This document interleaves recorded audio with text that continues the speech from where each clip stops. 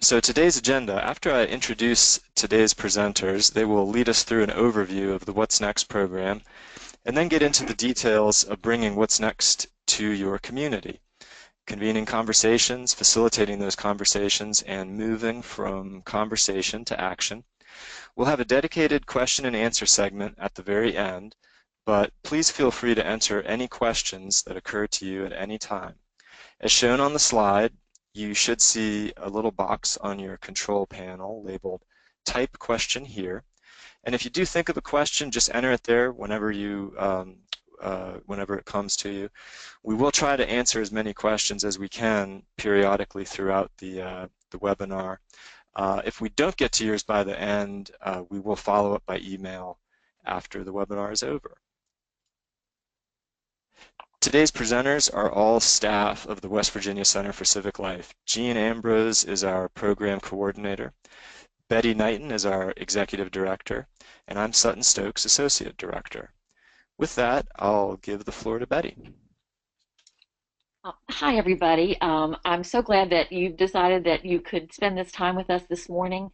What's Next West Virginia is such a dynamic initiative. There are so many communities already involved in major ways, but new people are coming on board at all times. And so we're really glad that so many of you have decided that you want to learn more about it, and we hope that we'll be able to stay connected with you and keep working together as the months go on. I want to just tell you a little bit about the foundation on which What's Next West Virginia is built. And this is based on the work that we've been doing here in West Virginia over many years and what a lot of our partners and kind of allies in civic engagement around the country and the world have been learning too. And that is a key question, which is what does it take to make democracy work as it should? I should just mention to Sutton I'm not able to move to the next slide. So if you can do something on your end, there we go. Thanks. So we have a lot of talk about the United States and our need for dialogue and how does that fit into democratic life in our communities. And so this is pretty basic, but it's very important too to understand that in order for democracy to really work well, we need citizens who have opportunities to make sound decisions together about their future, communities that find ways to work together on common problems, and then institutions within those communities that then work with the public in order to strengthen society. That is all evident in many of our communities, but none of us believe that it's as strong as we'd like it to be, especially as it relates to some really sticky and difficult issues. And so that's where What's Next West Virginia comes into play. Again, Sutton, I can't move the cursor. Okay, thank you. That's where What's Next West Virginia has arisen. As any of you that are West Virginians, and we know we have mostly West Virginians on the call and some people from outside of the state, for many years the idea of how to improve West Virginia's economy has been front and center.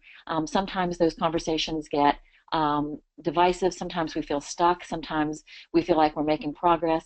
But I think in general people right now feel in West Virginia that we're in a real period of transition in terms of what our economy has been like in the past and what it could possibly be like in the future. And so because of that, we decided, for the next slide please,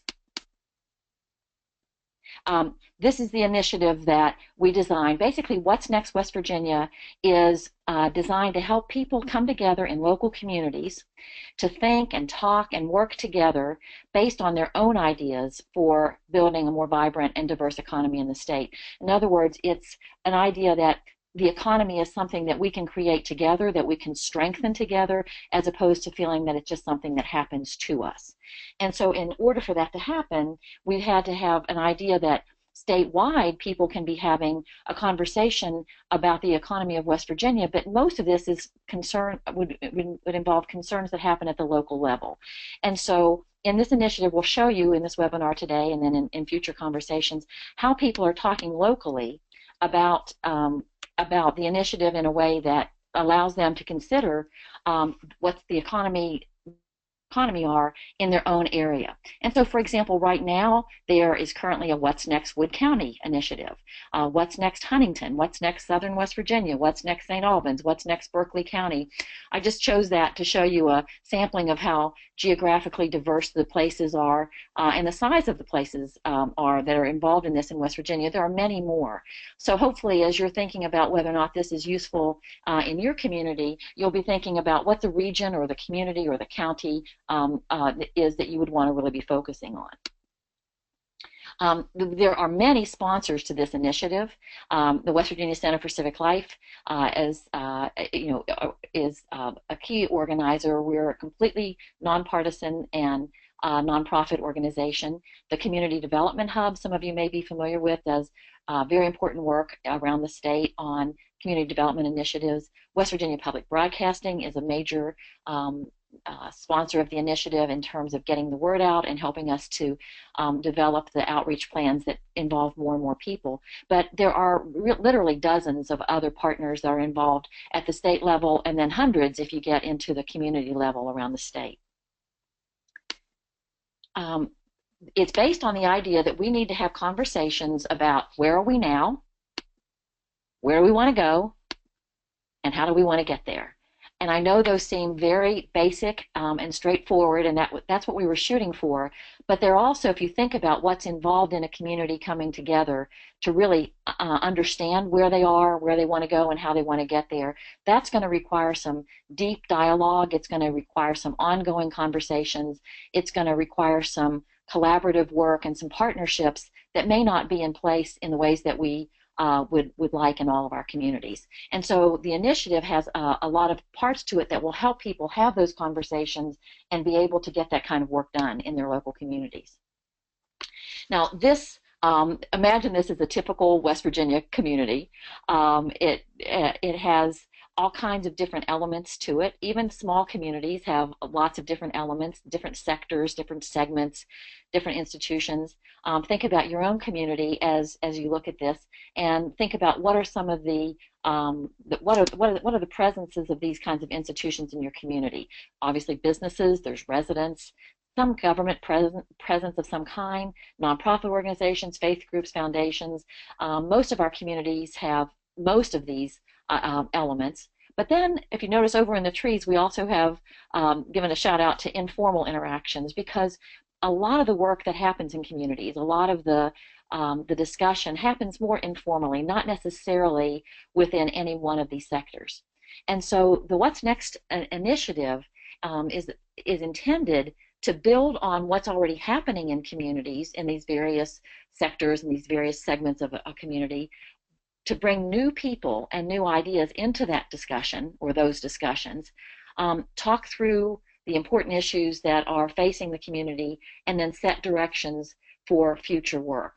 And while there's a lot that's already happening in many of our communities, often it's not particularly connected, or connected in ways that allow people to get the most out of the potential for the work of the various segments of a community. So the idea of bringing people together in new ways so that they could build on what's already happening while still being open to new ideas is really at the core of West Virginia, of What's Next West Virginia. Now, I mentioned that we built this on the idea that we're at a kind of a transition point in the state. One of the things that we've done in helping to support this initiative is collect some important information that we think is useful to people as they talk about the future of their own communities or of the state. And so everything that we're showing you here is also available in the discussion guide that we'll tell you about later. But just to pull out a few basic pieces of information to give you a sense of what we mean by being in a period of economic transition right now. 50 years ago, Weirton Steel was the #1 employer in the state of West Virginia, and now Walmart is the #1 employer. So that has some implications for job security and pay scales and things like that. Another piece of information here: our population was over 2 million in 1950. Now it's down to about 1.8 million. So we're actually one of the states that has lost population because of people leaving the state and mainly looking for jobs in other places. This is a very interesting and important piece of information for people looking at the kind of services and practices that are going to be available in their communities. We currently have half the number of children under 5 that we did in 1950, and the age group of 65 to 75 has doubled during that same time.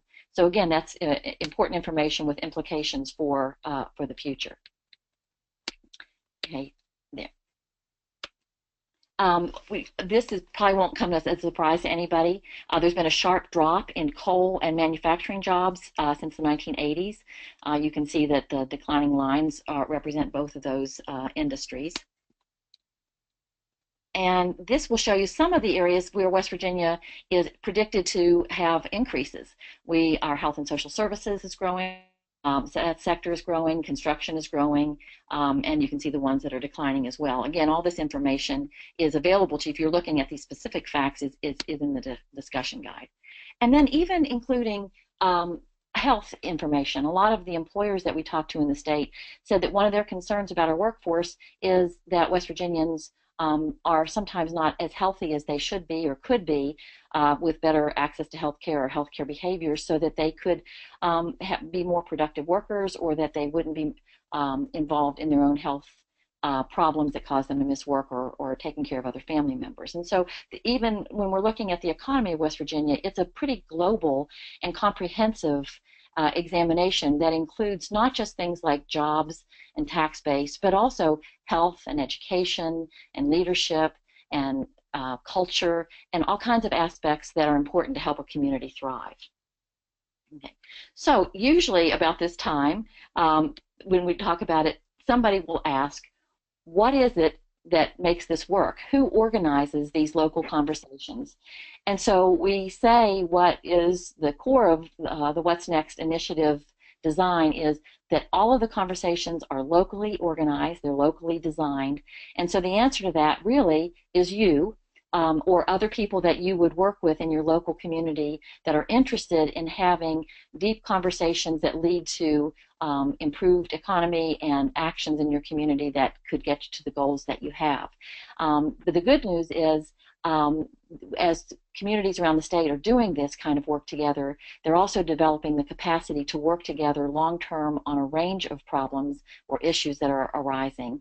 And also, there are a lot of support mechanisms in place that we have to help communities have these local conversations.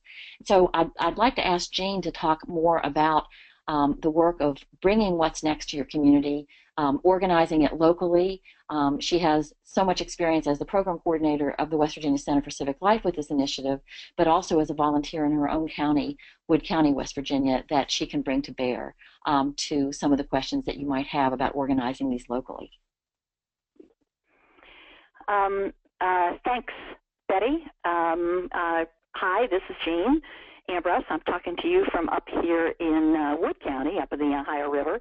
And I'm going to be giving an overview of the steps in organizing what's next in your community, and then we'll take a break for questions. So please type in your questions as we go along. Sutton, I sort of have lost the, yeah, there you go. Very good.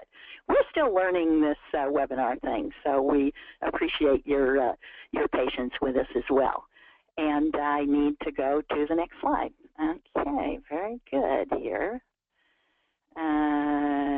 There, all right.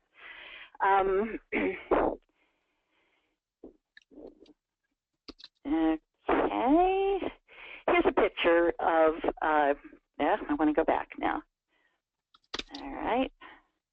Here's a picture of something we're all familiar with and depend upon. It's a clover leaf that enables us to efficiently move from one road to another and change direction.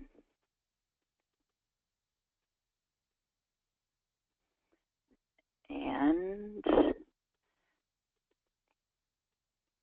now I am needing to get to my next slide here. Okay, here is a picture of how water is channeled to our homes to provide us with that essential of life. And here is a schematic of an electric generating system. Sutton, I'm off the, okay. Here's a schematic of an electric generating system. All of these are examples of the infrastructure that undergirds everything we do in our communities.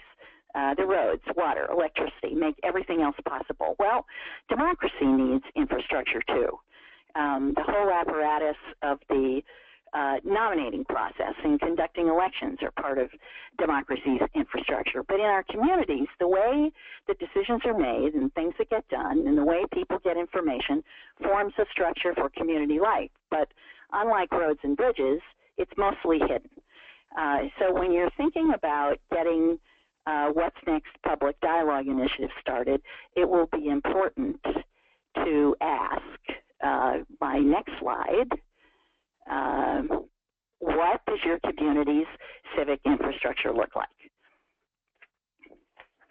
When you think about your community, what organizations do you go to for resources for new ideas? Who can be counted on to lead, to put their shoulder to the wheel? Who's recognized as having the good of the community at the heart of their mission? And my next slide. We showed you this slide earlier to show some of the sectors that exist in any community. We all know from experience that with the best of intentions, people in sectors get siloed and they don't always reach out to other sectors. So the idea behind What's Next is to build civic infrastructure through conversations, so bridges and cloverleafs are built between the people and the organizations and the institutions that are already doing good work, and to put up road signs and build on-ramps for new people to contribute to their community. Now, I know that many of you are probably familiar with Stephen Covey's instruction to start with the end in mind. It's really important to say here that our goal is not to create to-do lists of new ideas to then hand off to the mayor or the city council or county commission or development authority for them to accomplish. The people in those elected and appointed positions are actually going to think that's what you're going to do probably when you start talking to them, and they already have too many things on their plate.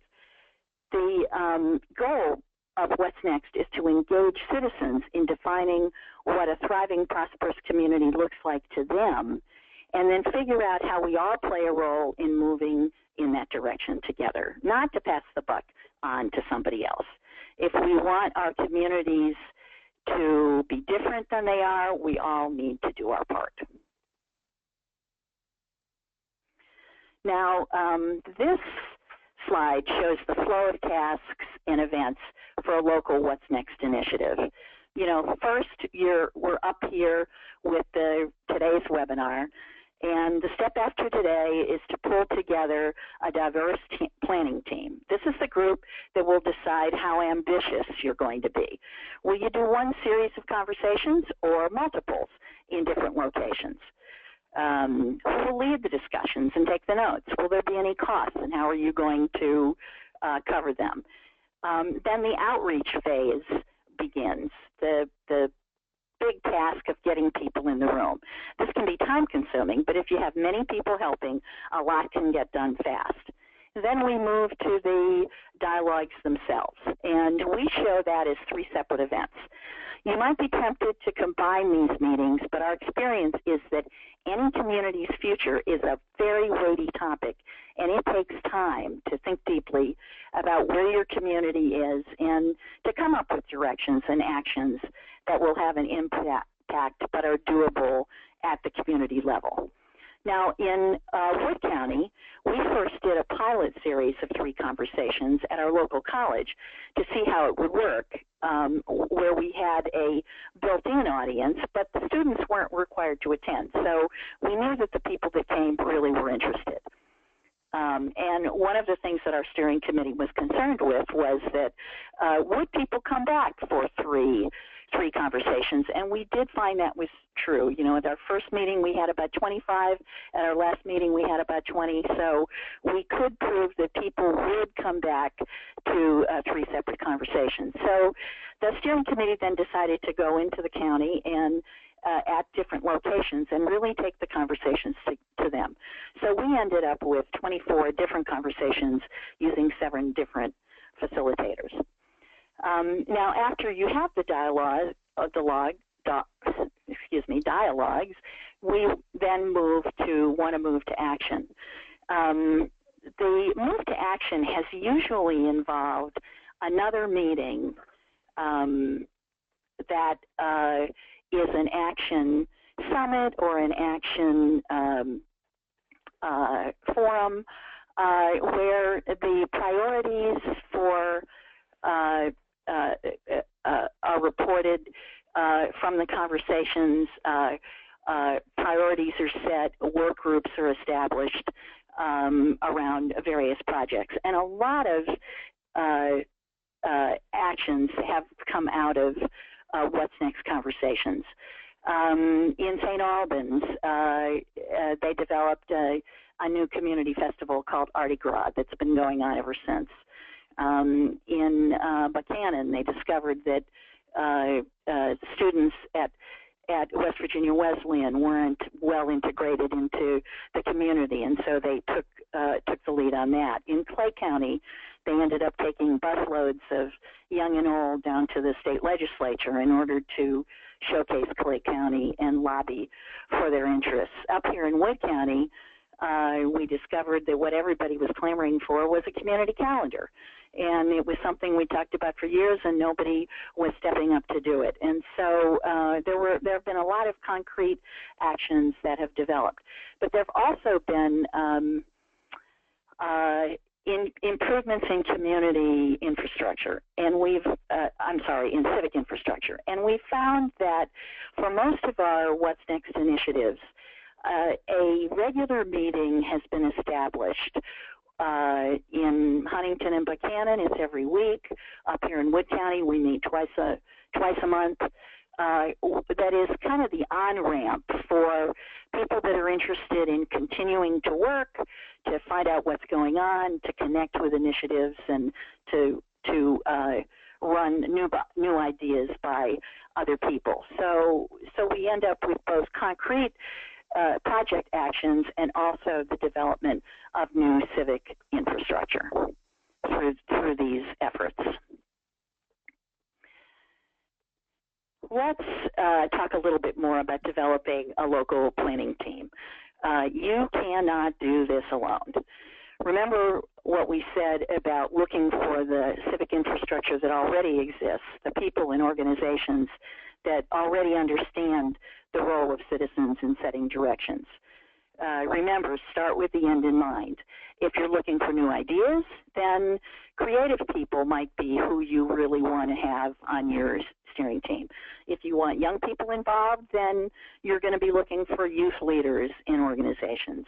If there's parts of the community that are typically left out of planning conversations, then they need to be represented on the planning team. And if there are existing initiatives that you want to link to, such as maybe a Main Street program or an existing Chamber of Commerce or regional planning initiative, then it's really important to get them involved at the beginning as part of the planning process. In Wood County, we got started by just calling a meeting and brainstormed a list and invited about 30 people. About 20 people showed up, and out of that 20, 10 eventually became our ongoing steering team. The foundation of that team for us was the director of the library, our community foundation. We had another local foundation, the Ross Foundation, that was heavily involved.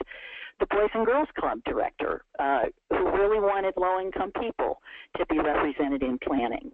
We had a couple people from the Parkersburg Development Department who played a very important role. We had our local college, WVU at Parkersburg, and 2 members of the Young Professionals Organization, Generation West Virginia. And then we had just 2 retired citizens who knew a lot of people. So the group will be different in every community, but I think some of those bedrock institutions are going to show up in your planning as well. Now, remember, I said you can't do this alone. Whatever the size of your initiative, if you have 3 conversations or you have 23, you're going to need these 4 roles. They all take different amounts of time, so you can match them to what people have to offer. the members of your planning team are the conveners, and so they're going to spend time. Sometimes you might even have to meet weekly or a couple times a month as you get things started. Then you're going to have a lot of partners. These are going to be the organizations and the people who can help you get people to the discussions, can help with meeting space, help with refreshments, maybe pay for books, that kind of thing. You'll need people to facilitate the conversations, people who can set an environment for thoughtful discussion and can remain neutral. If you just have 3 conversations, you might have the same person do all 3, but in our case in Wood County, we ended up with 7 different people who did this. And then you're going to have recorders, people who take the notes and make sure that the ideas are captured so that everyone can see them. Now, the first What's Next conversation started in 2014, so we've developed a lot of support for your local work.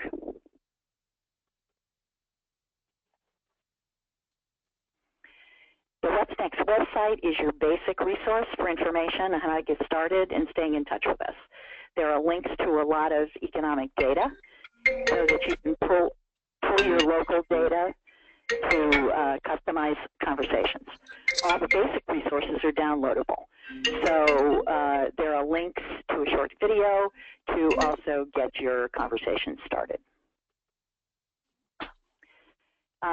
We've already, oops, I went too far. Let me go back here. Okay, we've already, I think, mentioned the discussion guide. Everyone who organizes What's Next conversation starts with 30 copies of the printed guide. You can download the file from the website and make additional copies, or you can do what we did in Wood County and print more of your own.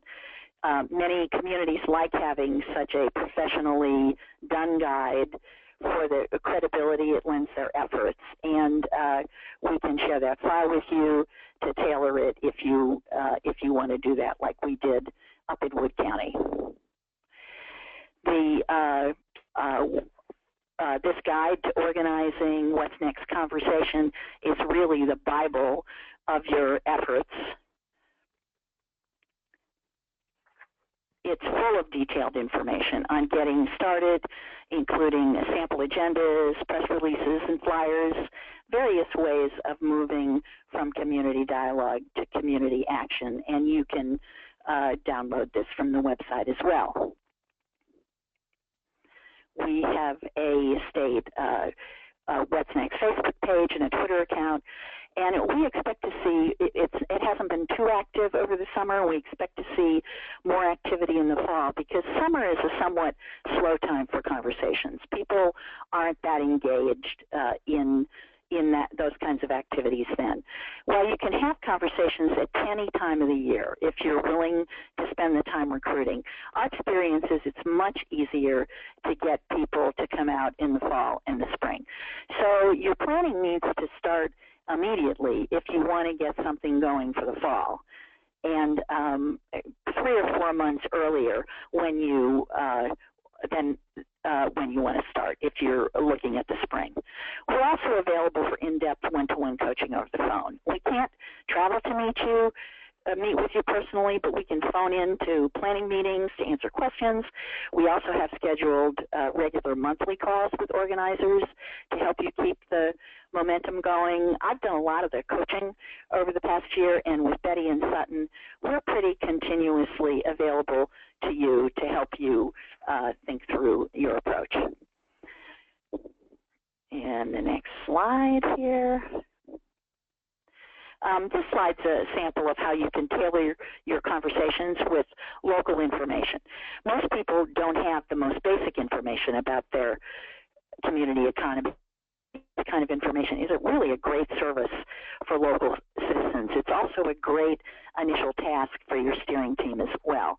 This shows some of Wayne County's data, and here you can see that their rate of population has increased 28%, which is really different from West Virginia's overall trend and would be interesting to know. The second slide shows Wayne's top industries with their median income. And here in this part of the slide, you can see 58% of their people are not in the labor force, which would be really great information for people to have in their conversations, to use as a starting point. And it really grounds people in the basic facts.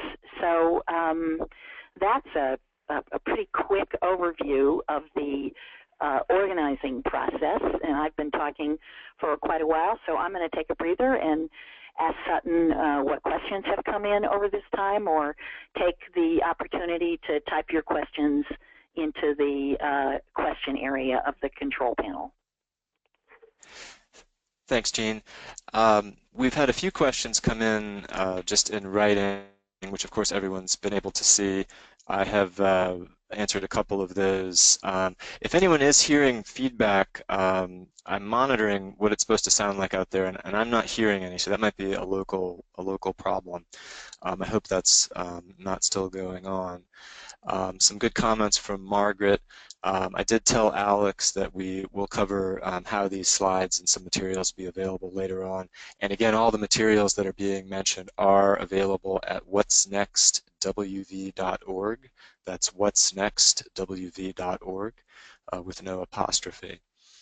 I haven't had any others that come in. I do know from our discussions in planning, one thing we talked about is that or one question that often comes up on the front end of this are questions like, you know, how do these conversations lead to action? We've had conversations before in this or that community, someone might say, and it just kind of fizzled out. So what's different about what's next?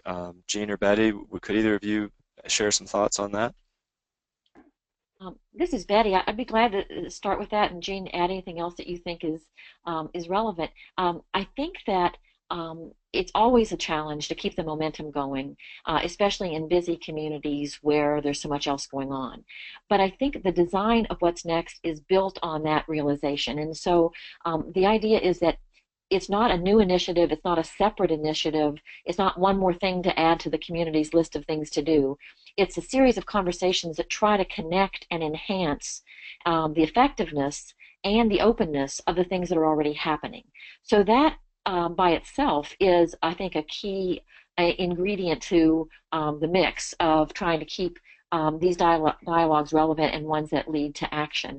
The other thing is that planning that you do at the beginning, what Jean referred to as the local planning coalition, that's really integral to the future potential success of these kinds of conversations, because if you have people that are coming together that are already representing different sectors in the community as well as individual interested citizens trying to bring this out to the larger population, then you've already got kind of, you're developing kind of an infrastructure for future action.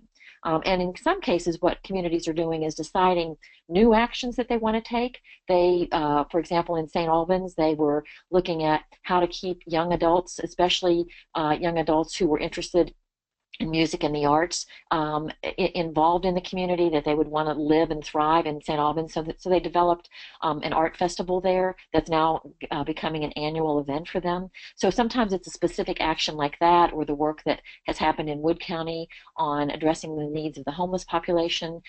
In Huntington, they're looking at ways that local businessmen and women can mentor young entrepreneurs as they come along. In some communities, they're looking at what could be done to reduce substance abuse, because that's certainly impacting the quality of life and even the economic well-being of the community. So all of those kinds of things, in some communities, those are new initiatives. In some cases, they're just strengthening because of awareness and connectedness. They're strengthening the things that are happening. And then the idea also that people have to understand that a lot of these problems that they're dealing with have been a long time in the making, and so it's going to take patience and kind of fortitude and a commitment to ongoing work to be able to address them in the ways that communities desire. And so the idea that this isn't a one-time conversation, but it is something that leads to ongoing connectedness and relationships in the community.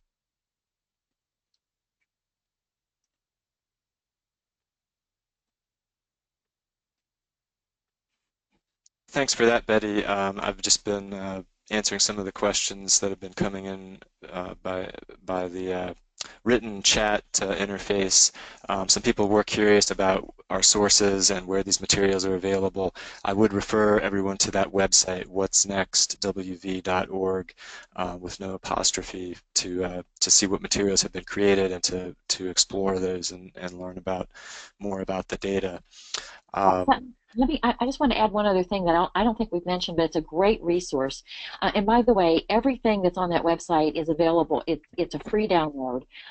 We've had partners in the state that have provided some funding or in-kind donations of services so that we're able to provide 30 copies of the issue guide to anybody free of charge. As Jane said, if you want more than that, then you're going to have to print your own, because that's as far as our budget will stretch. But one thing that we didn't mention, West Virginia Public Broadcasting worked with us to produce a 5-minute video, which we're calling a conversation starter.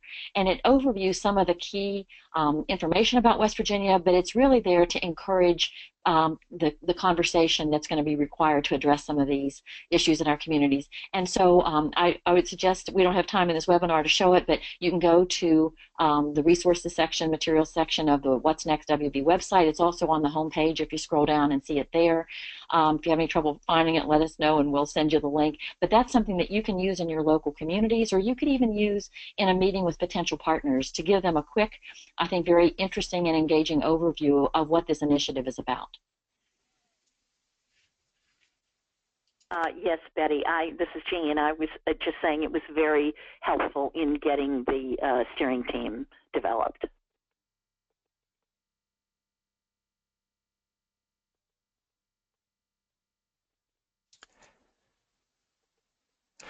Okay, I think that covers most of the questions that have come in at this moment. So, Betty, let me give you control so you can pick up the thread with the next part of the presentation. Okay, great. And just one little tinker here. Let me switch off Jean, and you're good to go. Okay, thanks. You might have to, there we go. Now, we're not going to spend a huge amount of time on facilitating the What's Next discussions, but we want to give you a flavor of it, an overview of it, and also let you know that we're going to be doing another webinar in a couple of weeks specifically on facilitating the discussions. Some of you may be much more interested in the organizing part or the planning part, but some of you may be specifically interested in what role you might play as a facilitator of a community conversation. So we'll give you some here, and then more on the 15th, and as Jean said, we're always available for coaching and support as you move through.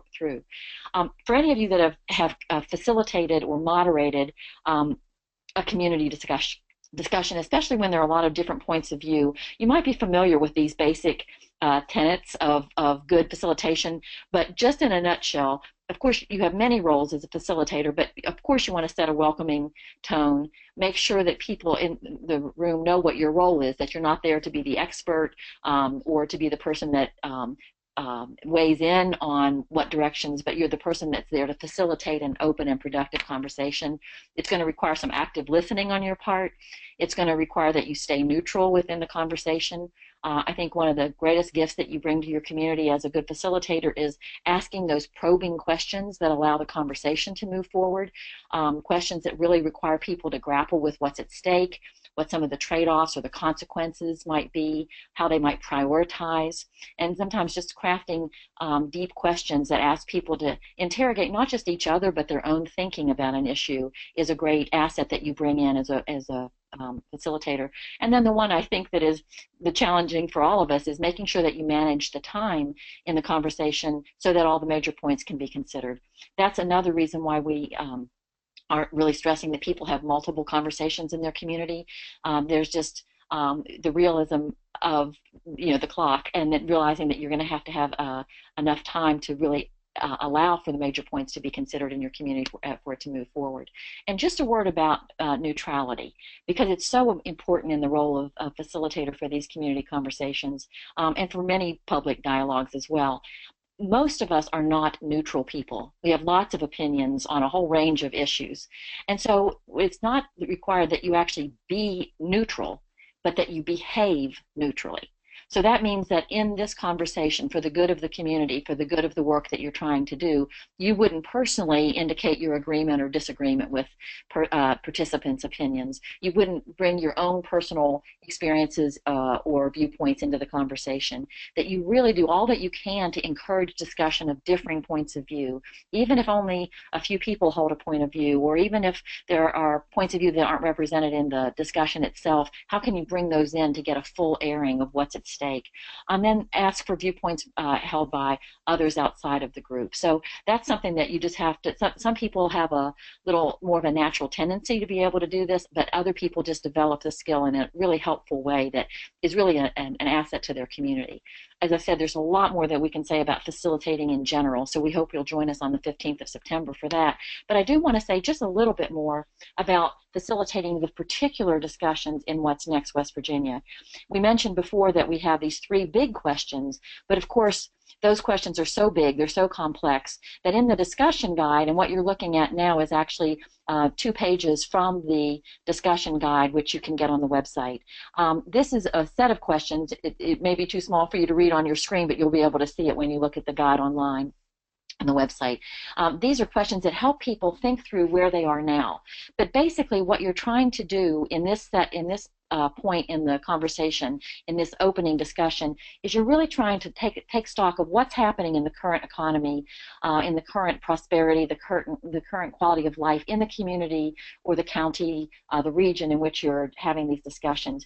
You also want to look to the past, not to kind of dredge up all past mistakes or controversies, but in order to say what is it that we can retain or recapture about the past in our community that was valuable. You also want to take stock of what assets do you already have, what strengths do you have.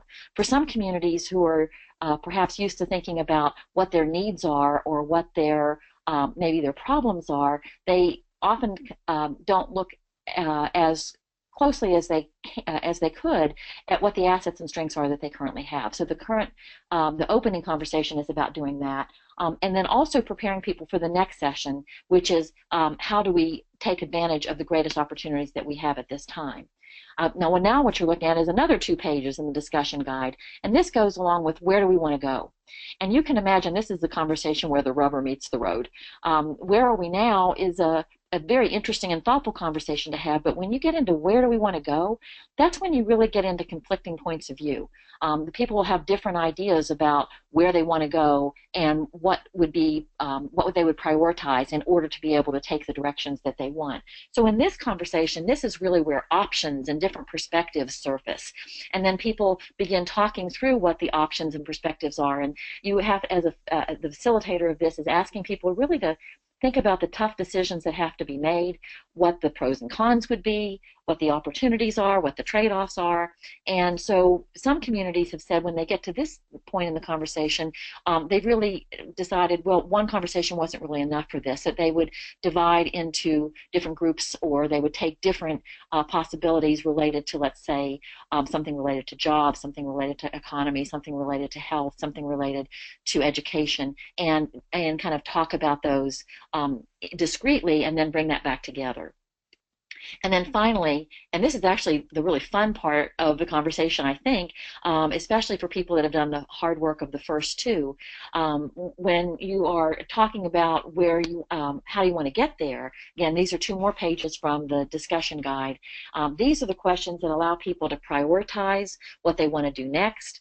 They have to think about things like what kind of resources do we have to deal with the kinds of ideas or hopes that we have in mind. And of course those resources go well beyond funding into talents and energy and willingness and other kinds of resources that communities have.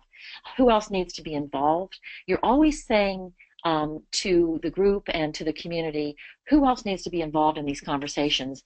Because no matter how great your outreach was for that first meeting, chances are there were people that couldn't come or didn't hear about it, weren't in the room. And so you're always kind of keeping the arms open to bring more people into the conversation. And even here at the action planning stage, there will be people that will get involved in this part of the conversation that weren't necessarily involved earlier. And that's where the kind of the history of the group and where you've been so far will be really useful to them. So in this third conversation, you're looking at things like the specific plans for next steps. Now, a lot of communities go from this to an action planning event like Jean described in Wood County, an action summit or a series of action meetings. Again, there are ways that we can help you design those action planning meetings. We have all kinds of agendas and templates for agendas that you can that we can share with you through some ongoing and even some individual coaching as we move forward. And we hope that this is because we will be producing a statewide kind of summary synthesis of the different ideas and action plans and action that have been taken, as well as areas of greatest kind of complexity or difficulty. We'll be preparing a report that will be available to all of the public, as well as the media and foundations and the legislature. And so we hope that if you have this conversation in your community, that you'll send us some thoughts. The moderator summary is something that helps us understand what the tenor and the tone of the conversation was in your community. And as we've mentioned, you can register for the upcoming facilitation webinar if you're specifically interested in this part of what's next we'll also receive a follow-up email from us with this link in it. Are there any particular questions about facilitating that we can respond to now, realizing that we'll have an opportunity to do that with many of you again in a couple of weeks?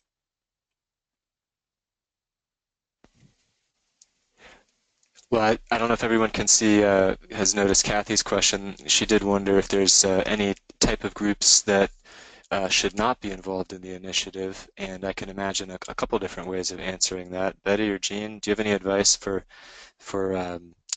who maybe not to invite, or a role not to give to certain people? For one thing that comes to mind is certain government officials, things like that, where it might seem like this is just a function of government or something like that.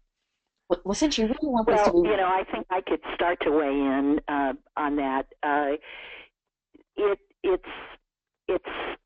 These kinds of conversations aren't necessarily what people are used to, and so any time you invite anybody to participate, that's really a form of outreach. So you're letting people know that this is taking place and welcoming them. In Wood County, we really did invite everybody, but it wasn't so much that there were people that we didn't invite. There were just people that surprised us who really were not interested, or they thought that they had covered community participation already through their own processes, so that what we were doing wasn't really needed, and they might have been a little irritated even that we were doing the same thing that they had done. Over time, they understood that the kind of conversations we were having were really quite different from the focus group that the Regional Planning Council had been having, or something like that. And so as long as you let people know that you're not asking for their involvement, you want their information, maybe, and expertise, but what the purpose really is to listen to citizens. I would not say that there's really anyone that you wouldn't make welcome, but you might not go out of your way to work really hard at getting them to come. Thanks for that, Jean. I'll just point out to my co-presenters, we're a little behind our clock time here, so if we might at this point choose to answer any further questions by email, and we might want to just get to our final section of Citizens at Work. Betty. Okay, sure. Let's see here. There we go. As I mentioned at the beginning, this initiative has really caught on in many parts of the state. And so there are people around West Virginia that are in the midst of these conversations, or they've had conversations and they're in the midst of working on some of the action ideas that came out of them. This is just a typical conversation. Most people have them in a school cafeteria, maybe in a church basement, in some kind of a space that's available and open to the community. And so this is a group, and you can see the reporter there as people are thinking about in this case it was some action ideas that they wanted to take locally. This happens to be from a group of people talking in Martinsburg, and I just wanted to give you a flavor of what people are talking about in different parts of the state. Some things are quite common to all parts of the state. In this particular group, they were concerned about a couple of things. One, substance abuse in the area and what that was doing to harm the quality of life of the residents, but also how that was affecting their economy. They also were really interested in the fact that the Martinsburg area has become kind of a bedroom community for Washington, D.C. So a lot of people that live in Martinsburg are commuting in daily to their jobs in Washington, and so that puts certain strains and on the availability of people and residents and communities there as well. So they were talking about issues like that. Actually, this is the young woman from St. Albans that I was mentioning. They were talking about what they can do to make that place a more vibrant and attractive place for young adults, and one of the things they chose to do was to focus on the arts in that area. This was in the central part of the state. This was in Buchanan. Lots of things are being talked about in the Buchanan, Upshur County area as well. You can imagine in this conversation, one of the things that came up was what to do with some of the opportunities and stressors that were placed on the community because of natural gas extraction, and what that was doing to infrastructure, what that was doing to employment opportunities. Obviously, people had both concerns and positive things to say about that as well. But that was one of the kinds of conversations that are happening there. This is in southern part of the state. There's a lot of conversation about coal mining jobs and what the loss of coal mining jobs is doing to local economies, and ways that they can develop kind of an economic infrastructure that will allow them to be flexible and adaptable to future opportunities. These are just many ideas. We've heard so many. The West Virginia Public Broadcasting website set up a place for people to respond to their ideas. We're capturing the ideas from around the state. These are some people that came together at a local conference, but you can just get a chance to see the range of things that people are looking at. Some are quite specific, like the guy who wants geothermal exploration there on the right, but others are more foundational, like be more accepting, develop the education of our youth, shop local. So these are just ideas from individual residents that are brought into the group conversation so that people can talk through what the possibilities are and then weigh the options that they have for addressing the ideas that the group decides to prioritize.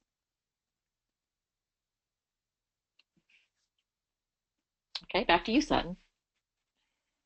Well, we did want to just take this time in our last couple minutes to address any more questions. There was one that came in from Margaret about sharing the results. As Betty mentioned, there will be some publications coming out this year, and we'll be sure to share anything like that with the attendees, everyone who registered for this. We will also be sending out a link to the recording of this webinar. We don't have another webinar on this particular topic scheduled yet, but of course we'll publicize that widely, and I'd encourage, if you want to help, be able to tell people about that, be sure to follow us on Facebook. There's a What's Next West Virginia page on Facebook. So I'm not seeing, go ahead. Margaret, I just want to respond a little bit more to Margaret's question. We're also this year, in addition to kind of a 16-page traditional printed report that's going to go out to the public, we're going to be also experimenting with some online ways to share insights. So there'll be a series of electronic communications, Facebook posts, newsletter blasts, synopsis of conversation. So we're going to look at multiple ways to share the big picture of what's happening and also specific and local aspects of what's happening. So just if you're on our mailing list, if you're not, hopefully you'll all sign up. You'll get access to all the kinds of things that we try to share as far as outcomes. Right now, you can look at the What's Next West Virginia website, because a lot of the stories of work that's happened around the state are captured there. So you can look there for some examples of what some people are doing locally. And I'm sorry, Betty, I was trying to show them the screen with our various communication channels there. I also did want to make available a poll. It's a one-question poll with 5 different answers. You can pick more than one answer. We're just trying to gauge your sort of level of interest and next steps that you're interested in. So that poll should be sort of what you see on your screen right now. And I'll just give a couple minutes for everyone to get a chance to answer that. We're up to 35% of you have voted, and then after that, I'll throw that slide back up that has the our various websites and email and Facebook and Twitter and all that.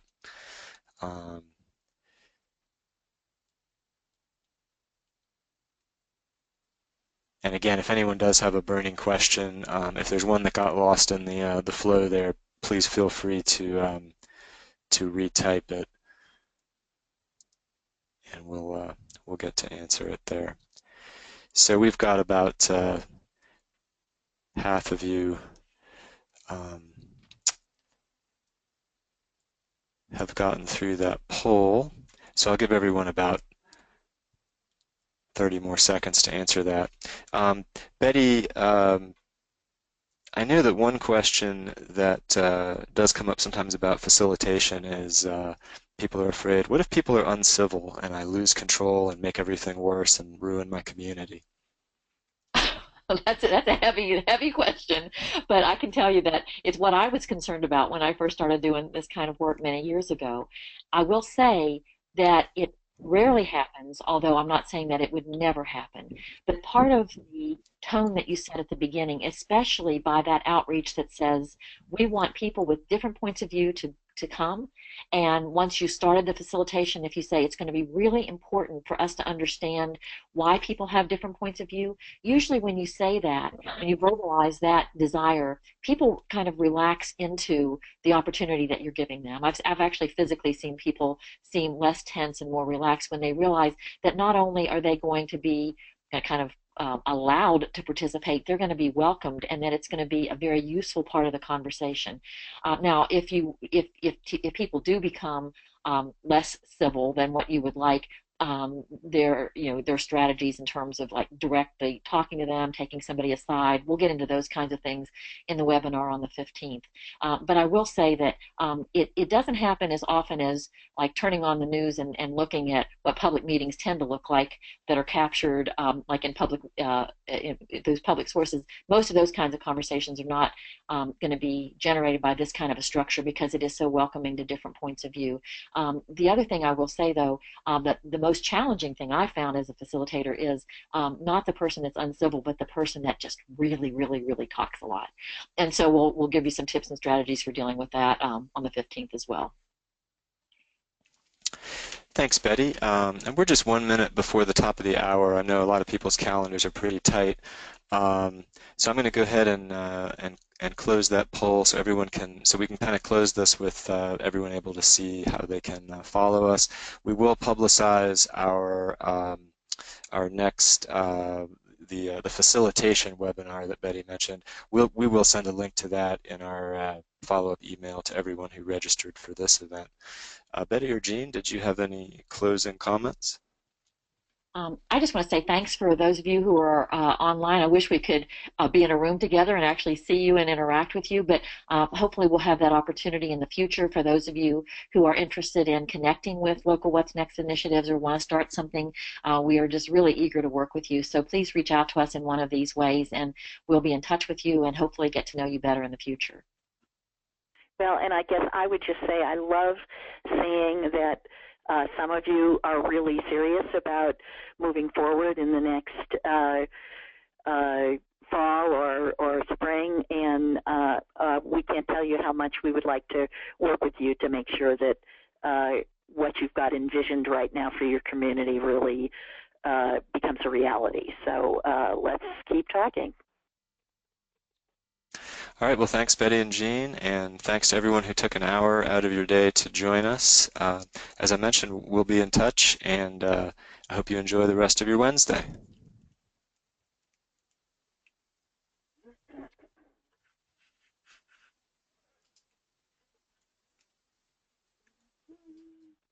I hit the down arrow. Well, I think we've learned a lot through just this troubleshooting conversation right now. I think we definitely cleared up the problem of doing the ending the slideshow thing accidentally, and and maybe when we practice I mean, I still think that I can still anticipate problems with changing the slides with I the will, arrows. I will say that as disconcerting as it is as a speaker when your slide won't change, and even when you had to say, "Hey, I need you to change the slide," maybe I'm just compensating or something. I don't know. It really didn't look like. I really don't think people felt like it jumped the rails. I will say that, I was watching the number of attendees, and it basically fluctuated between like 23 and 26 the whole time. So there was no one who didn't seem like there were very many people who were like, "Oh my God, these people are amateurs. I'm out of here." I think it may have been. I mean, it feels excruciating at that moment because you're like, each second feels like a year while you're worried about what's happening and thinking you have to fix it and thinking of what you want to say next. But I still think even at those moments where you even had to say, "Sutton, I need the slide," I think it still flowed okay. And I've definitely been on webinars where that's gone on. I mean, I think, again, I think for a lot of people that are, who work on computers all day and are kind of used to some of these types of things, I don't think it's a huge surprise. I think part of the like aesthetic or charm of webinars is that it's informal and it is just someone at their desk and I think people are relatively forgiving of some of these things as long as it isn't just endless. Right. No, I think it's a good point.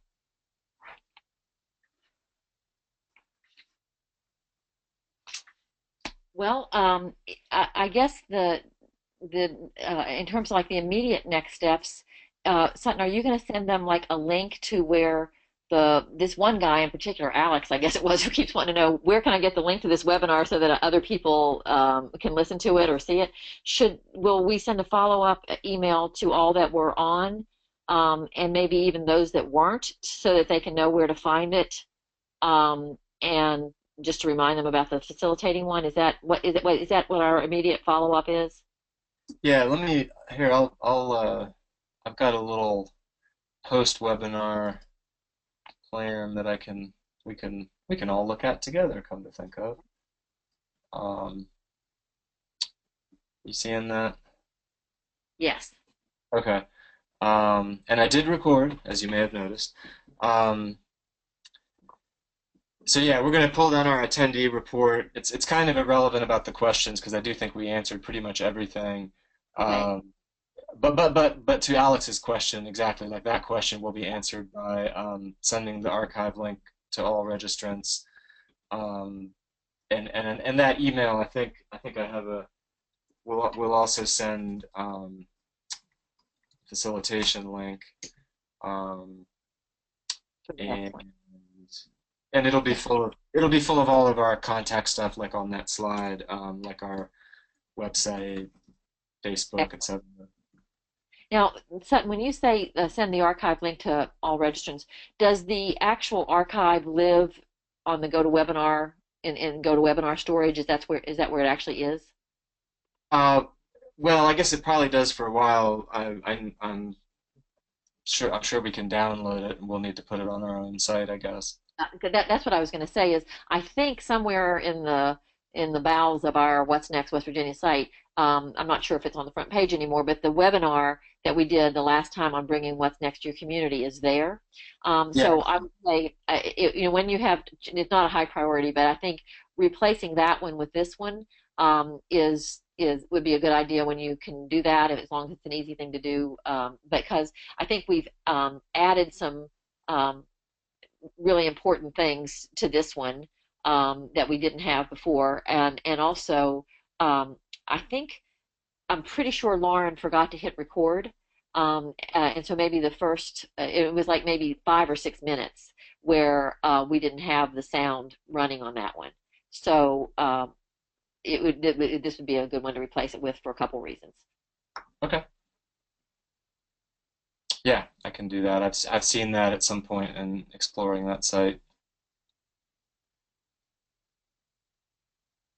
And I'll try and figure out how to make that sort of the top story, maybe.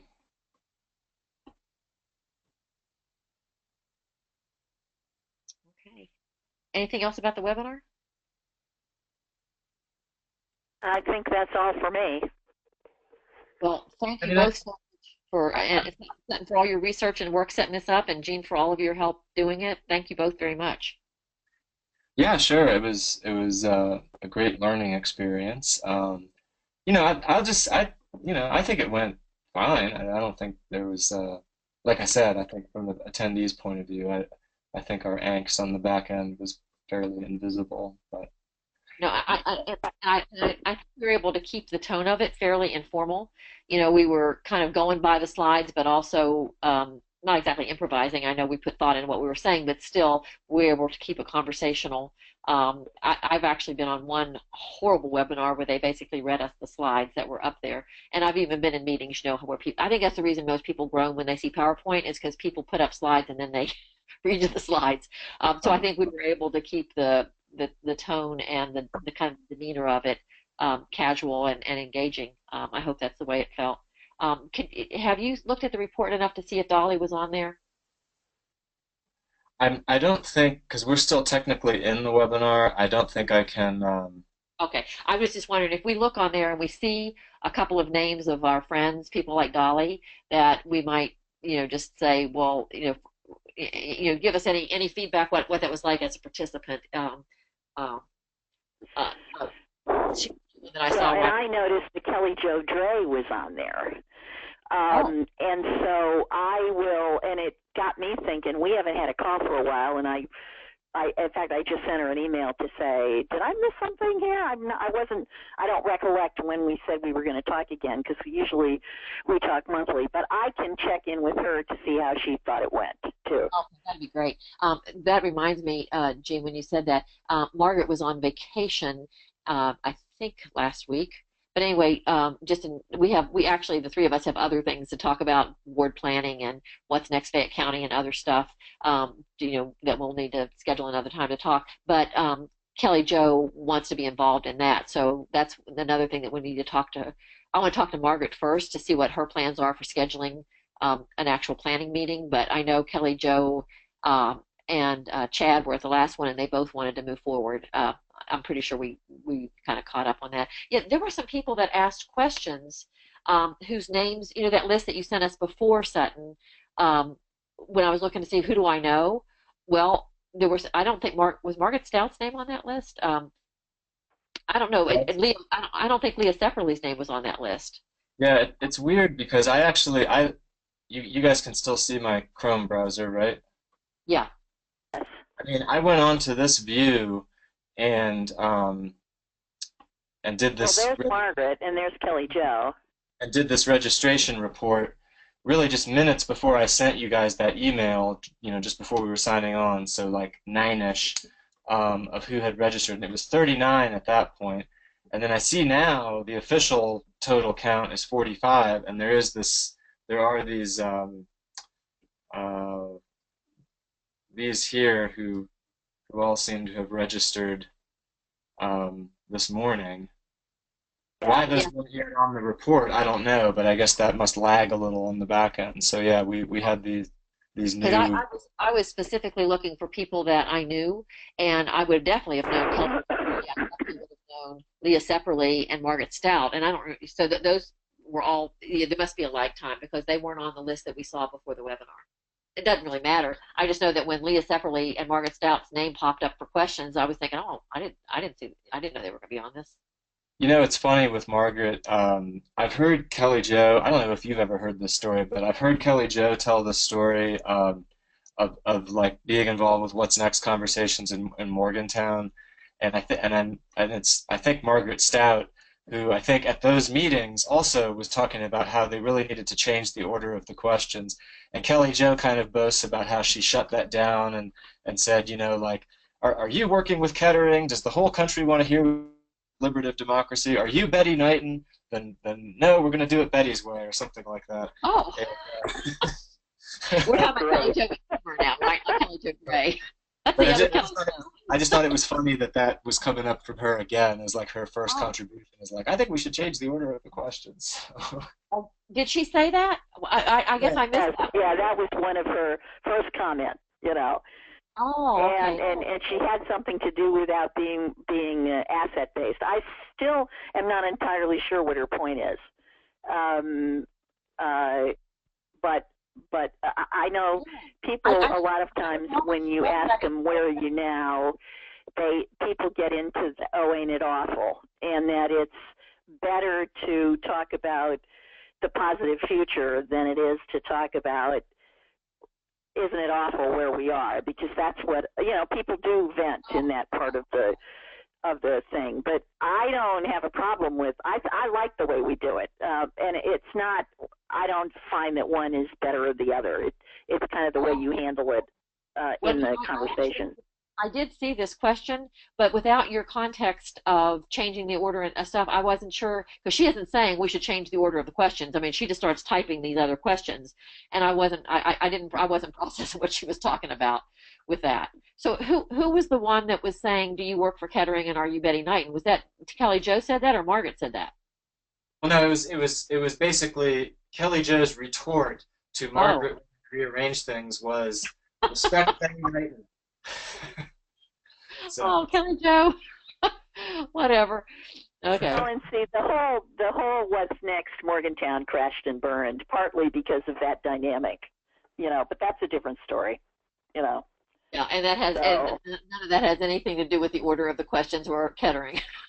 Right. It has to do with other things. So anyway, yeah. Okay. Well, I guess we're done for now, huh? Okay. Okay, well, I'll be sending you guys some emails later on today. I know we need to set up another time to talk, and Sutton and I need to talk about the education article, but I'll send you an email here in a little bit, Sutton. Alrighty. Thank you both. Good deal. Thanks, you guys. Always a pleasure. Likewise. Okay, bye-bye.